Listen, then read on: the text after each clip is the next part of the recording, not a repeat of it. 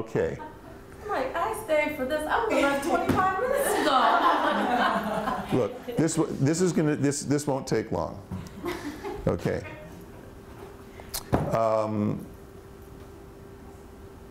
Mr. William J. Broad has been in the news again. Literally. In the Times. He felt compelled to add his 2 cents to the sex scandal discussion. And the main thing that he wanted to contribute to it was that, hell, what do you expect? Real yoga, and he actually said this in as many words on the Colbert Report. Real yoga was based on a tantric cult. So what do you expect? Why are we surprised when people do all this yoga and they get their passions inflamed and they end up fucking everyone? Why should we be surprised that people who put themselves in a position of power in a yogic environment or organization end up increasing their libidos and just, you know, having all kinds of sex? I mean, essentially, I think that's what he was pretty much saying in the article.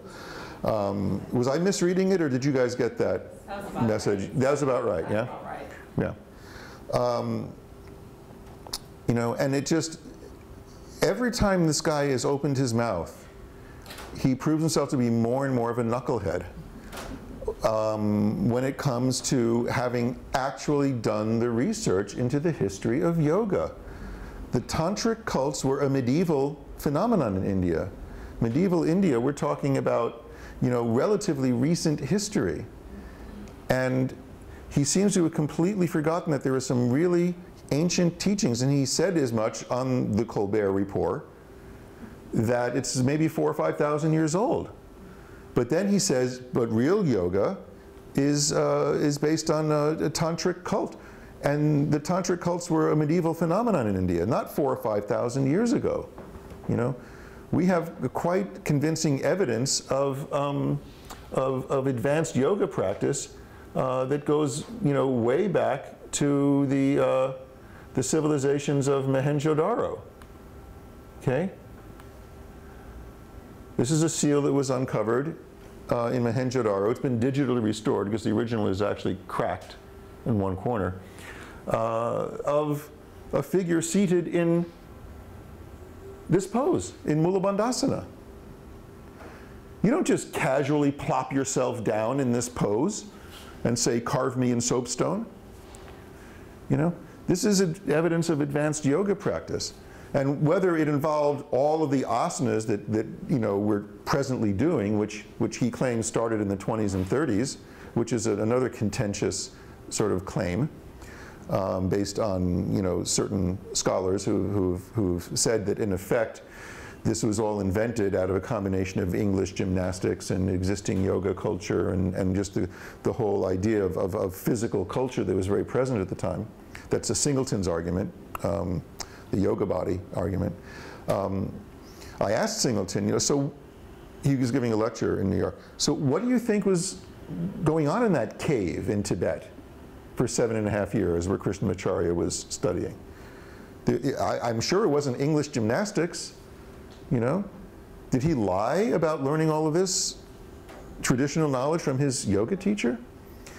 So, you know, regardless of how recent a phenomenon you think the current corpus of yoga postures are, to say that yoga originated as a practice of the tantric cults of medieval India is to leave out, you know, the 3,000 or 4,000 years of history that preceded it. You know, yoga is one of the traditional darshanas of India. It's a system of philosophy. It's a point of view. It's a way of life. It's a function of the mind. It's based and rooted in teachings that go way back. The way we teach breathing here goes back to Yoga Yagnavalkya, 200 AD, where concepts of kundalini and prana and apana and the nadis are all being discussed. And that relates to even more ancient teachings that you can find in places like the Bhagavad Gita, in the 4th chapter of the Gita, you know, which, you know, if you're a traditional Hindu, you know exactly when that was spoken because, you know, you have Krishna's natal chart. That's 5,000 years ago, you know.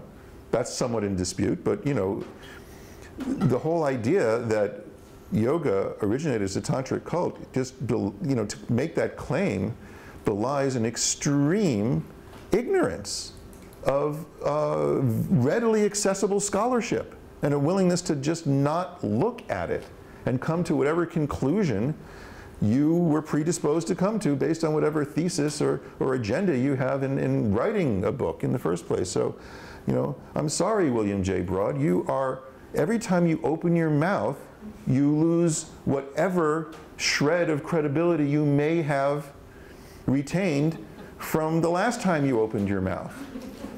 So my advice to you is to shut your mouth and go back and do your friggin' homework, okay? And talk to some people who actually know about this stuff. Thank you. All right.